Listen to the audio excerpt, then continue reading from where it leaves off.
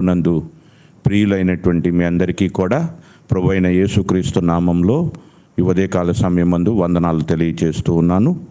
దేవుడు మనల్ని ప్రేమించి తన వాత్సల్యమును మన పట్ల కనపరిచి మరి యొక్క దినమును మన జీవితాలకు ఆశీర్వాదకరముగా అనుగ్రహించి ఈ ఉదయకాల సమయం నందు అనుదిన ఆహారము మన యొక్క ఆత్మలకు ఆహారమైనటువంటి ఆ జీవము గల దేవుని మాటను వినుటకు మేల్కొల్పు వాక్యముగా దేవుడు ఈ యొక్క లేఖన భాగాలను మనకు అనుగ్రహించినటువంటి కారణాన్ని బట్టి ఆ దేవాది దేవుణ్ణి స్తుతిస్తూ దేవుడు మనకు అనుగ్రహించినటువంటి ఈ మేల్కొల్పు వాక్యమును ఒకసారి మనం ధ్యానం చేసి ఆ వాక్యము ద్వారా దేవుడు మనతో మాట్లాడినట్లుగా ప్రార్థనాపూర్వకంగా మరి ముందుకు వెళ్ళటానికి మనం ప్రయత్నం చేద్దాం. దేవుడు మనకు అనుగ్రహించినటువంటి ఈ యొక్క మేల్కొల్పు వాక్యము యాకోబు రాసినటువంటి పత్రిక 4వ అధ్యాయము 10వ వచనం. యాకోబు రాసిన పత్రిక 4వ అధ్యాయము 10వ వచనం. ప్రభువు దృష్టికి మిమ్మును మీరు తగ్గించుకొనిడి, అప్పుడు ఆయన మిమ్మును హెచ్చించును. ఈ యొక్క లేఖన భాగము ద్వారా ఈ మేల్కొల్పు వాక్యము ద్వారా దేవుడు మనతో మాట్లాడినట్లుగా ప్రార్థనాపూర్వకంగా ఈ యొక్క వాక్య భాగాన్ని ధ్యానించడానికి మనం ప్రయత్నం చేద్దాం. ప్రేమ నమ్మకం కలిగిన మా ప్రియ పరలోకపు తండ్రి, నీ యొక్క మహాప్రేమ చేత, నీ కృప చేత, మీ యొక్క అనుదిన వాత్సల్యమును చేత మమ్మల్ని ప్రేమించి మా జీవితంలో మరొక శుభదినమును చూసే భాగ్యాన్ని మీరు మాకు కల్పించినందుకు వందనాలు, స్తోత్రాలు తండ్రి. గడిచినటువంటి వారమంతా నీ కృపలో భద్రపరిచి ఈ యొక్క వారంలో ఈ సోమవారం దినము ఈ రీతిగా నీ యొక్క మేల్కొల్పు వాక్యాన్ని వినే అవకాశాన్ని మాకు కల్పించినందుకు వందనాలు, స్తోత్రాలు తండ్రి. ఈ ఉదయకాల సమయమందు మా యొక్క ఆత్మలకు ఆహారమైనటువంటి నీ యొక్క వాక్యాన్ని, నీ నోటి మాటలను మేము ధ్యానించటానికి, వాటి ద్వారా మా జీవితాన్ని సరిచేసుకుంటానికి, వాటి ద్వారా మా యొక్క ఆత్మలను బలపరుచుకుంటానికి, మమ్మల్ని ఆత్మలో మేల్కొల్పే నీ జీవం గల వాక్కు కొరకు ఆశపడి ఆశతో నీ వైపు ఎదురు చూచుచుండగా తండ్రి, నీ యొక్క పరలోకపు మన్నా చేత, మీ యొక్క జీవాహారము చేత తండ్రి ఈ ఉదయకాల సమయం నందు మమ్మల్ని తృప్తిపరచండి. నీ వాక్యము చేత మమ్మల్ని బలపరచండి తండ్రి. చదవబడినటువంటి లేఖన భాగముల ద్వారా మాతో మీరు స్పష్టముగా మాట్లాడండి ప్రభువా. మాకు ఈ యొక్క ఉదయకాల సమయమందు ఇవ్వబడినటువంటి ఆ యొక్క లేఖన భాగాన్ని బట్టి నిన్ను స్తుతిస్తూ ఉన్నాం తండ్రి. ఆ లేఖన భాగము ద్వారా మాతో మాట్లాడమని ఘనత, మహిమ, ప్రభావములు మీకే చెల్లిస్తూ నీ కుమారుడు మా యొక్క రక్షకుడునైన యేసుక్రీస్తు వారి శ్రేష్టమైనటువంటి నామంలో ఈ ప్రార్థన మీకు సమర్పించి మిక్కిలి వినయంతో బ్రతిమలాడి అడుగుచున్నాము పరమ తండ్రి, ఆమెన్.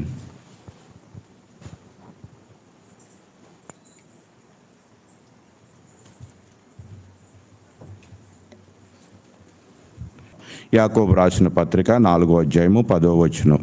ప్రభువు దృష్టికి మిమ్మును మీరు తగ్గించుకొనిడి, అప్పుడు ఆయన మిమ్మును హెచ్చించును. దేవుడు ఈ యొక్క ఉదయకాల సమయం నందు ఈ యొక్క లేఖన భాగముల ద్వారా మనతో మాట్లాడటానికి ఇష్టపడుతూ ఉన్నాడు. ఇక్కడ 2 మాటలను మనం చూస్తూ ఉన్నాం. ఒకటి ఏమిటి అంటే తగ్గించుకొనుట, రెండవది ఏమిటి అంటే హెచ్చింపు. ఒకటి మనం చేస్తే రెండోది దేవుడు మన పట్ల చేస్తానని దేవుడి యొక్క లేఖన భాగముల ద్వారా ఈ ఉదయకాల సమయం నందు మనతో మాట్లాడుతూ ఉన్నాడు.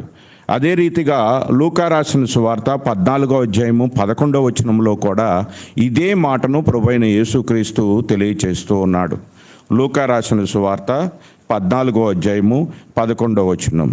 తన్ను తాను హెచ్చించుకొను ప్రతివాడును తగ్గింపబడును, తన్ను తాను తగ్గించుకొనువాడు హెచ్చింపబడును.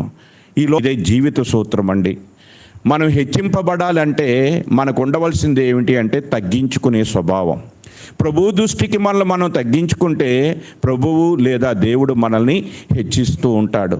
అందుకని మనం ఈ జీవన యాత్రలో, మరి ఈ జీవన ప్రయాణంలో మనం అనేక ప్రాంతాలకు వెళుతూ ఉన్నప్పుడు అనేకమైనటువంటి విందులు కానీ అనేకమైనటువంటి వివాహ కార్యక్రమాలకు కానీ మనం వెళుతూ ఉన్నప్పుడు మనం కోరుకోవాల్సినటువంటి స్థానం ఏమిటి అంటే తక్కువ స్థానాన్ని కోరుకోమని ప్రభువైన యేసుక్రీస్తు ఇక్కడ లేఖన భాగముల ద్వారా మనకు తెలియచేస్తూ ఉన్నాడు. మనం ఆ రీతిగా తక్కువ స్థానాన్ని కోరుకుంటాం వలన వచ్చేటువంటి గొప్ప మరి హెచ్చింపు ఏమిటి అంటే మనం అలా తక్కువ స్థానాన్ని కోరుకున్నప్పుడు ఆ తక్కువ స్థానంలో కూర్చుండటాన్ని చూచినటువంటి ఆ యొక్క విందు యజమానుడు మనల్ని పిలిచి అగ్రపీఠంలోనికి మనల్ని తీసుకుని వెళ్ళట అది ఎంతైనా మనకు గౌరవము, అది ఎంతైనా మన జీవితానికి మరి ఆశీర్వాదకరము, మన జీవితానికి ఆనందాన్ని కలగచేసేటువంటిది. మనలా కాకుండా మనంతటికి మనమే వెళ్ళి మరి అక్కడ ఏర్పాటు చేయబడినటువంటి విఐపి సీట్స్లో వాళ్ళు పిలవకుండానే మనమే వెళ్ళి ముందుగా మనం కూర్చున్నట్లయితే మనకంటే గొప్పవాళ్ళు, మనకంటే ఆ యొక్క విందు యజమానుడికి కావలసినటువంటి వాళ్ళు ఎవరైనా వచ్చినప్పుడు వారి నిమిత్తము మనం ఆ యొక్క మరి స్థానాన్ని, ఆ సీటును ఖాళీ చేసి మరి తక్కువ స్థానానికి వెళ్ళవలసి వస్తుంది. అట్లా వెళ్ళినట్లయితే అది నిజంగా మన జీవితానికి అవమానం.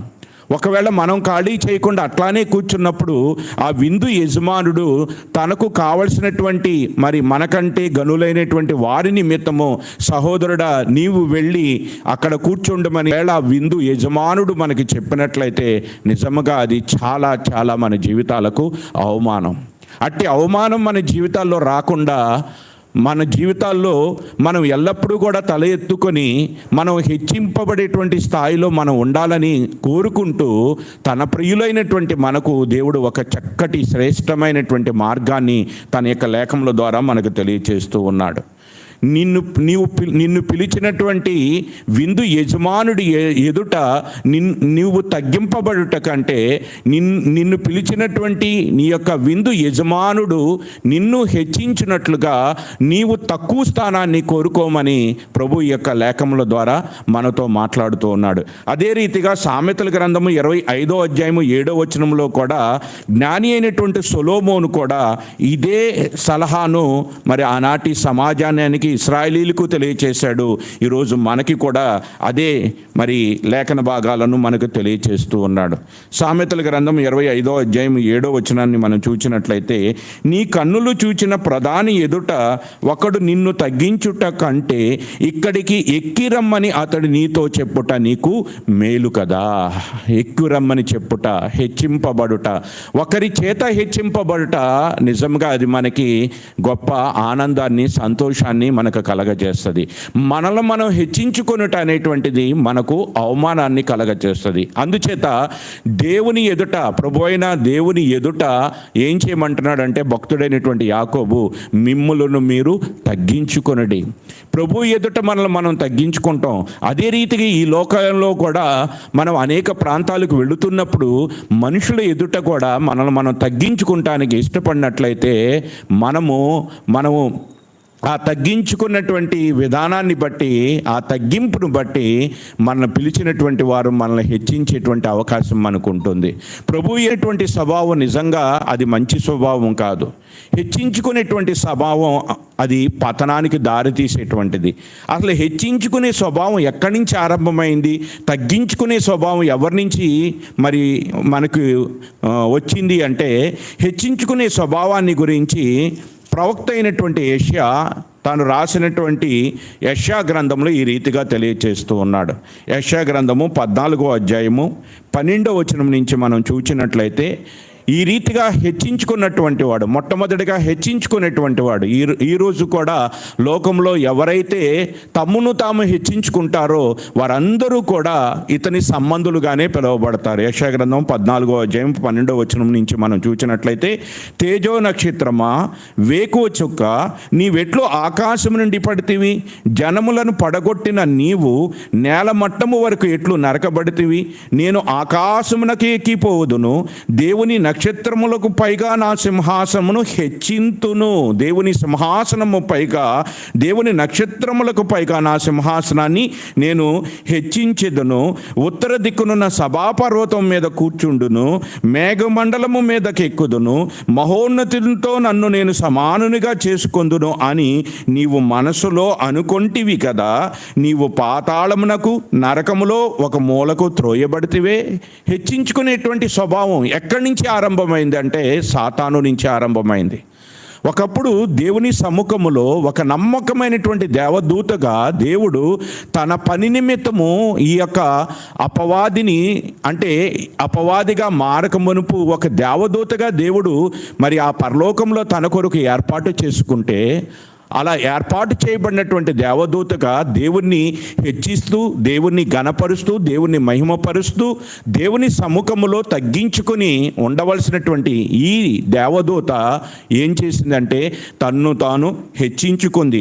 ఆకాశమునకు ఎక్కిపోదును, దేవుని నక్షత్రముల పైగా నా సింహాసనమును హెచ్చించెదను. ఉత్తర దిక్కునున్న సభాపర్వతం మీద కూర్చుందును, మేఘమండలం మీదకి ఎక్కుదును, మహోన్నతునితో నన్ను నేను సమానునిగా చేసుకొందును అని తన మనసులో అనుకొని తన్ను తాను హెచ్చించుకుంది. అలా హెచ్చించుకొనటం వలన ఆ దేవదూత కాస్త అపవాదిగా మారిపోయి ఆ పరలోకంలో నుండి త్రోసివేయబడింది. త్రోసివేయబడిన తర్వాత దాని యొక్క పరిస్థితి ఎలాగున్నదని ఇక్కడ భక్తుడైనటువంటి యెషయా తెలియజేస్తున్నాడంటే 16వ వచనంలో, 14వ అధ్యాయం 16వ వచనంలో, నిన్ను చూచువారు నిన్ను నిదానించి చూచుచు ఇట్లు తలపోయిదురు, భూమిని కంపింపచేసి రాజ్యములను వణికించిన వాడు ఇతడేనా? లోకమును అడవిగా చేసి దాని పట్టణములను పాడు చేసిన వాడు ఇతడేనా? ఎంతటి అవమానకరమైనటువంటి మాటలు ఇతడు పొందవలసి వచ్చింది. అదే దేవుని సముఖములో నుండి దేవుని హెచ్చించినట్లయితే ఆ గాబ్రియేలు, మికాయేలు దేవదూతలు ఏ రీతిగానైతే మరి దేవుని యొక్క సన్నిధిలో నుండి మరి అద్భుతమైనటువంటి రీతిగా దేవుని హెచ్చిస్తూ, దేవుని మహిమపరుస్తూ, వారు కూడా దేవుని చేత మరి గొప్ప స్థానంలో ఏ రీతిగా అయితే ఉన్నారో ఈ యొక్క దేవదూత కూడా ఆ రీతిగా తన మనసులో హెచ్చించుకొనకుండా ఉన్నట్లయితే అదే పరలోకములో ఉండి ఆ దేవాది దేవుని సముఖములో ఒక ప్రధానమైనటువంటి దూతగా గాబ్రియేలుతో, మికాయేలుతో పాటు ఈ దేవదూత కూడా అక్కడ ఉండి దేవుని సముఖంలో ఆయన సన్నిధిలో ఉన్నటువంటి ప్రధాన దూతలలో ఒక దూతగా మరి దేవుని చేత హెచ్చింపబడేటువంటి స్థానంలో ఉండేటువంటిది. ఆ రీతిగా కాకుండా తన మనసులో తన్ను తాను హెచ్చించుకొని, దేవుని కంటే ఎక్కువగా తను హెచ్చించుకొని, దేవునితో నేను సమానుడని తన్ను తాను హెచ్చించుకొని ఎక్కడికి త్రోసివేయబడింది అంటే ఈ భూలోకంలోనికి, నిత్యమైనటువంటి నరకంలోనికి త్రోసివేయబడి మనుషుల చేత కూడా మరి నీచమైనటువంటి రీతిగా మరి అవమానానికి గురి అవ్వాల్సినటువంటి పరిస్థితి. ఇతన్ని చూచినటువంటి వారందరూ అంటున్నారట, భూమిని కంపింపచేసి రాజ్యములను వణికించిన వాడు, లోకమును అడవిగా చేసి దాని పట్టణములను పాడు చేసినటువంటి వాడు, తాను చెరపట్టిన వారిని తమ నివాస స్థానములకు పోనీయకుండా చేసినటువంటి వాడు ఇతడేనా అని అతని గురించి అవమానకరమైనటువంటి రీతిగా మాట్లాడుతాన్ని ఇక్కడ మనం చూస్తూ ఉన్నాం. నీవు పాతాళమునకు, నరకములో ఒక మూలకు త్రోయబడితివే, ఆకాశము కంటే హెచ్చుగా హెచ్చించుకున్నావు కదా, మహోన్నతితో సమానునిగా అనుకున్నావు కదా, మరి ఏంటి నీ పరిస్థితి ఎలాగ అయిపోయిందని అపవాదిని గురించి హేళనగా మాట్లాడటాన్ని, అవమానకరమైనటువంటి రీతిగా మాట్లాడటాన్ని ఇక్కడ మనం చూస్తూ ఉన్నాం. దేవుని సముఖములో ఒక ప్రధానమైనటువంటి దూతగా దేవునిని హెచ్చిస్తూ ఉన్నట్లయితే దాని యొక్క పరిస్థితి వేరుగా ఉండేటువంటిది. అలా కాకుండా తన్ను తాను హెచ్చించుకొనుట వలన ఆ యొక్క పరలోకములో నుండి పాతాళములోనికి, నిత్యమైన నరకములోనికి త్రోసివేయబడి మరి అనేకుల చేత అవమానకరమైనటువంటి రీతిగా మరి మాట్లాడింపబడటాన్ని అక్కడ మనం చూస్తూ ఉన్నాం. ఒక హెచ్చించుకునేటువంటి స్వభావం వల్ల తగ్గింపబడతారు, అవమానింపబడతారు, తృణీకరింపబడతారు, త్రోసివేయబడతారు అంటానికి సాతాను యొక్క జీవితమే ఒక చక్కటి ఉదాహరణగా దేవుడు తన యొక్క లేఖముల ద్వారా మనకు తెలియచేస్తూ ఉన్నాడు.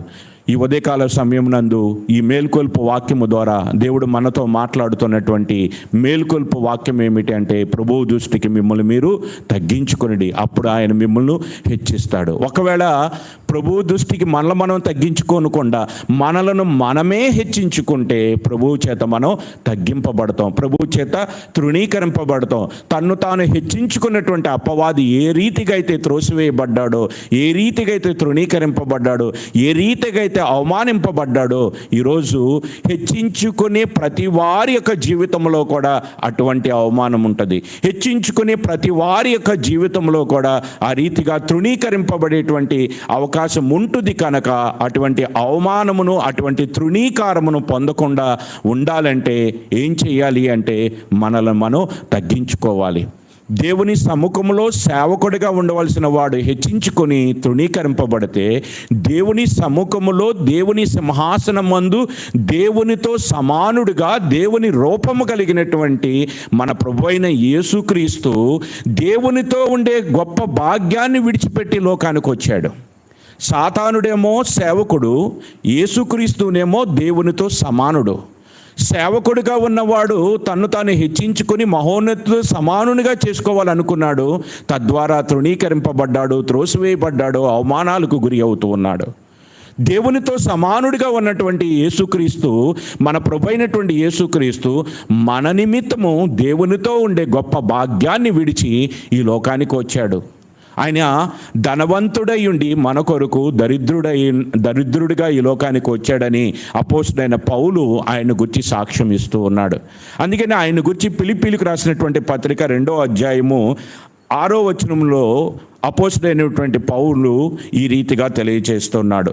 ఆయన దేవుని స్వరూపము కలవాడై ఉండి దేవునితో సమానముగా ఉండుట విడిచిపెట్టకూడని భాగ్యమును ఎంచుకొనలేదు, కానీ ఆయన మనిషిని పోలికగా పుట్టి దాసుని స్వరూపమును ధరించుకొని తన్ను తాను రిక్తుడుగా చేసుకున్నాడు. ఆయన ధనవంతుడై ఉండి మన కొరకు ఈ లోకానికి దరిద్రుడుగా వచ్చాడు.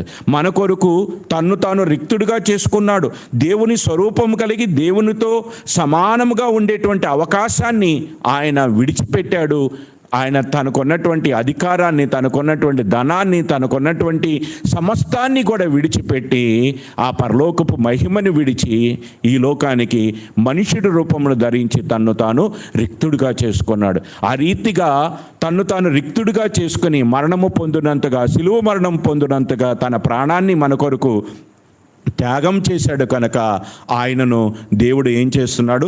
హెచ్చిస్తూ ఉన్నాడు. 11వ వచనంలో ఫిలిప్పీలకు రాసిన పత్రిక 2వ అధ్యాయము 10, 11, 9 నుంచి 11 వచనాలను చూస్తే, ఆయన తన్ను తాను తగ్గించుకున్నాడు కనుక అందుచేతను పరలోకమందున్న వారిలో కానీ, భూమి మీద ఉన్న వారిలో కానీ, భూమి క్రింద ఉన్న వారిలో కానీ ప్రతి మోకాలును యేసు నామమున వంగునట్లు ప్రతి వాని నాలుకయు తండ్రి అయిన దేవుని మహిమార్థమై యేసుక్రీస్తు ప్రభువని ఒప్పుకొనున్నట్లును దేవుడు ఆయనను అధికముగా హెచ్చించి ప్రతి నామమునకు పైనామము ఆయనకు అనుగ్రహించెను. ప్రతి నామానికి పైనామము ఆయన నామము. ఆ ప్రతి నామమునకు పైనామముగా ఆయన నామము హెచ్చింపబడటానికి గల కారణం ఏమిటంటే, దేవునితో సమానుడిగా ఉన్నటువంటి ఆయన తన్ను తాను తగ్గించుకున్నాడు. ఈ యొక్క ఇద్దరు వ్యక్తుల యొక్క జీవితం, పరలోకంలో ఉన్నటువంటి ఇద్దరు వ్యక్తుల యొక్క జీవితం, ఒకరు మన ప్రభువైన యేసుక్రీస్తు అయితే మరొకరు ఆయన సముఖములో నుండి ఆయనకు సేవ చేయవలసినటువంటి అపవాది. ఒకరు తమను తాము హెచ్చించుకొని తగ్గింపబడ్డారు, ఒకరు తన్ను తాను తగ్గించుకొని దేవుని చేత హెచ్చింపబడ్డారు. దేవుడు ఈ ఇద్దరు మరి జీవితాల ద్వారా దేవుడు ఒక గొప్ప వర్తమానాన్ని మనకు కూడా తెలియచేస్తూ ఉన్నాడు.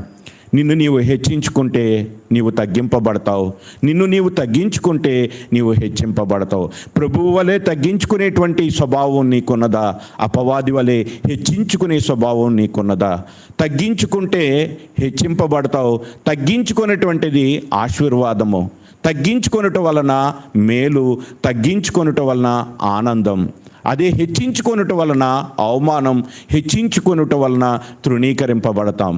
మరి దేవుడు చెప్పినటువంటి ఈ అద్భుతమైనటువంటి మేలుకొల్పు వాక్యాన్ని మనం చేతబట్టుకొని మన అనుదిన జీవితాలలో మరి ఎక్కడైనప్పటికీ కూడా ప్రభువును బట్టి మనం తగ్గించుకొని మన విశ్వాస జీవితాన్ని కొనసాగించినట్లయితే అవమానాలకు మనం దూరంగా ఉండి మనము ఆనందానికి, సంతోషానికి, ప్రభువు చేత హెచ్చింపబడేటువంటి యోగ్యమైనటువంటి పాత్రలుగా మనం ఉండటానికి అవకాశం ఉంటుంది. అందుకని తన ప్రజలైనటువంటి ఇశ్రాయేలును గురించి దేవుడు చెప్తున్నటువంటి మాట ఏమిటంటే 2వ దినవృత్తాంతాల గ్రంథము 7వ అధ్యాయము 14వ వచనంలో, నా పేరు పెట్టబడిన నా జనులు తమ్మును తాము తగ్గించుకొని ప్రార్థన చేసి ఆకాశమందు నన్ను వెదికిన ఎడల నేను వారి పాపములను క్షమించి అంటున్నాడు. మనం తగ్గించుకుని ఆకాశముందు దేవుణ్ణి మనం వెదికినట్లయితే దేవుడు మనకేం చేస్తాడో తెలుసా? మన పాపములకు క్షమాపణ దయచేస్తాడు. ఆ రీతిగా తగ్గించుకున్నటువంటి ఎంతోమంది వారి పాపములను క్షమించాడు. ఆ రీతిగా తగ్గించుకున్నటువంటి ఎంతోమంది భక్తుల చేతులను పట్టుకొని ఆయన లేవనెత్తాడు. వారికి మరి ఎంతో సంతోషాన్ని, ఎంతో ఆశీర్వాదాన్ని దేవుడు వారికి అనుగ్రహించి ఉన్నాడు. దేవుడి యొక్క మహాకృపను బట్టి మరి మన యొక్క సహవాసాన్ని కూడా మనం చూసినప్పుడు మరి నిజంగా గొప్ప సేవకుడు దేవుని యొక్క మరి పిలుపుని బట్టి, దేవుని పిలుపుకు లోబడి మరి ఆయన కూడా తనకున్న దానిని మొత్తాన్ని విడిచిపెట్టి ప్రభు చేత ప్రేరేపింపబడిన వాడే.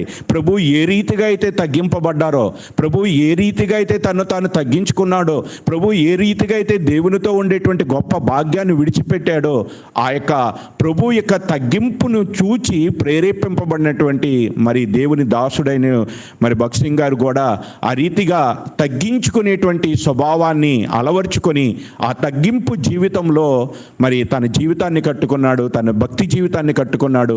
అలా తగ్గించుకొని ఆరంభించినటువంటి ఈ సేవను దేవుడు ఎంత అద్భుతముగా విస్తరింపచేస్తున్నాడు, ఎంతగా అనేకులకు ప్రయోజనకరముగా మరి ఈ సేవను విస్తరింపచేస్తున్నాడో ఈరోజు మనం కన్నులారా చూస్తూ ఉన్నాం.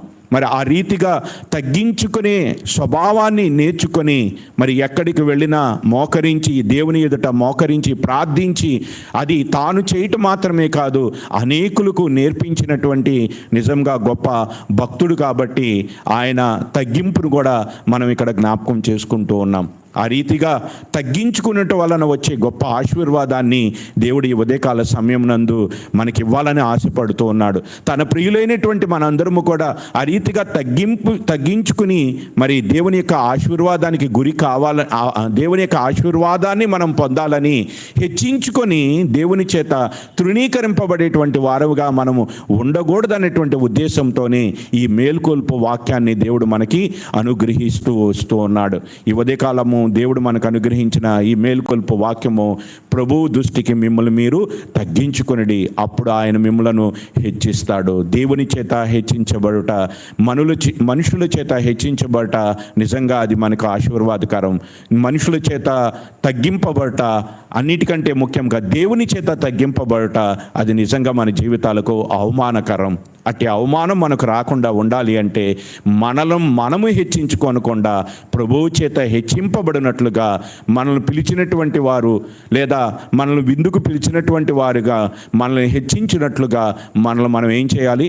తగ్గించుకొని తక్కువ స్థానాన్ని కోరుకోమని ప్రభు ఈ యొక్క లేఖన భాగముల ద్వారా మనతో మాట్లాడుతూ ఉన్నాడు. కాబట్టి మరి దేవుడు మనకిచ్చిన ఈ మేల్కొల్పు వాక్యాన్ని మరి చేతబట్టుకొని మరి దేవుడు మనకు చూపిన ఈ శ్రేష్టమైనటువంటి మార్గములో తగ్గించుకునే స్వభావాన్ని కలిగి మనము ముందుకు సాగినట్లయితే దేవుడు మనల్ని తగిన కాలమందు హెచ్చిస్తూ ఉంటాడు. అందుకని ఆయన బలిష్టమైనటువంటి చేతుల కింద మిమ్మల్ని మీరు తగ్గించుకుని ఉండండి.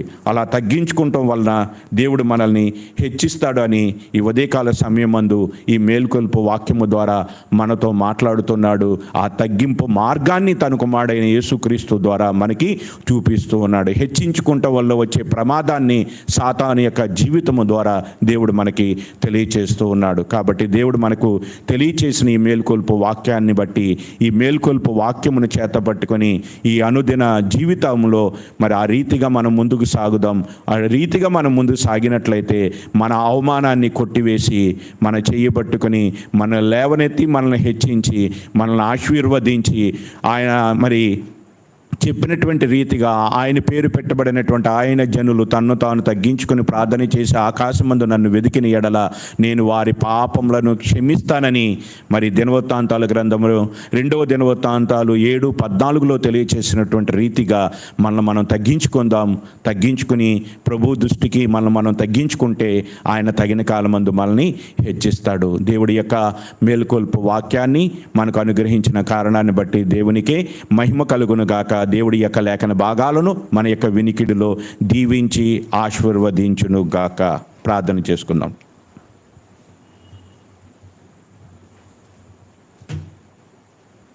ప్రేమ నమ్మకం కలిగిన మా ప్రియ పరలోకపు తండ్రి, పరిశుద్ధుడా, సర్వోన్నతుడా, సర్వాధికారి, ఈ ఉదయకాల సమయం నందు నీ యొక్క మేల్కొల్పు వాక్యము ద్వారా మేము నడవలసినటువంటి ఒక శ్రేష్టమైన మార్గాన్ని మీరు మాకు తెలియచేసినందుకు వందనాలు, స్తోత్రాలు. హెచ్చించుకొనటం వల్ల ఏ రీతిగా పతనమైపోతామో, తగ్గించుకోవటం వల్ల ఏ రీతిగా హెచ్చింపబడతామో నీ లేఖముల ద్వారా మాతో మాట్లాడినందుకు వందనాలు.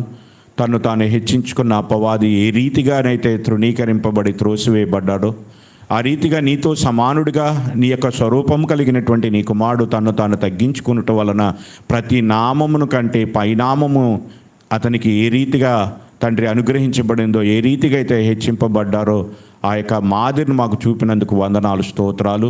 తండ్రి, హెచ్చించుకోవటం వల్ల కలిగేటువంటి అవమానాన్ని, తగ్గించుకోవటం వల్ల కలిగేటువంటి మరి సన్మానాన్ని గురించి మీరు మాకు తెలియచేసినందుకు వందనాలు.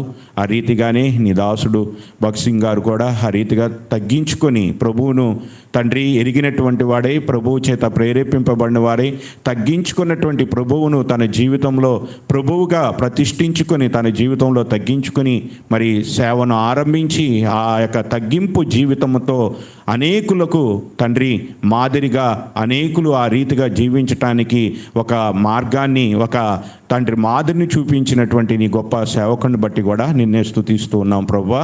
ఆ రీతిగా ఈ ఉదయకాల సమయమునందు నీ లేఖనాలను మాకు అనుగ్రహించినందుకు వందనాలు. మరొకసారి మా యొక్క జీవితంలో తగ్గించుకోవటం వల్ల వచ్చే గొప్ప ఆశీర్వాదాన్ని గురించి మరొకసారి మీరు మాతో మాట్లాడి తగ్గింపు జీవితము ఉండాలని మీరు కోరుకుంటున్నటువంటి మీ అద్భుతమైన ఉద్దేశాన్ని మాకు తెలియచేసినందుకు వందనాలు, స్తోత్రాలు. తండ్రి, నీ చేత మేము హెచ్చింపబడినట్లుగా ప్రభు దృష్టికి మమ్మల్ని మేము తగ్గించుకొని తండ్రి నీ చేత హెచ్చింపబడేటువంటి వారముగా మేము ఉండగలగటానికి మాకు సహాయం చేయమని విన్న వాక్యాన్ని మా హృదయాల్లో భద్రపరుచుకొని ఈ దినమెల్లా కూడా మా జీవితం అంతా కూడా ఆ వాక్యాన్ని చేతపట్టుకుని ప్రభువా మేము ప్రతి విషయంలో కూడా తగ్గించుకుని మీ యొక్క తండ్రి ఆశీర్వాదానికి పాత్రలాగటకు మాకు సహాయం చేయమని ఈ మేల్కొల్పు వాక్యము ద్వారా, ఈ అనుదిన వాక్యము ద్వారా, మా ఆత్మలకు ఆహారమైనటువంటి ఈ వాక్యము ద్వారా మాతో మాట్లాడినందుకు నిన్నే స్తుతిస్తూ ఆరాధిస్తూ నీ కుమారుడు మా రక్షకుడునైన యేసుక్రీస్తు వారి శ్రేష్టమైనటువంటి నామమును బట్టి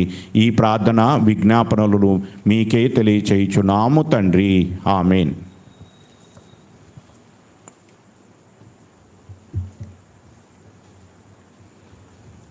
అందరికీ ప్రైజ్ ద లార్డ్.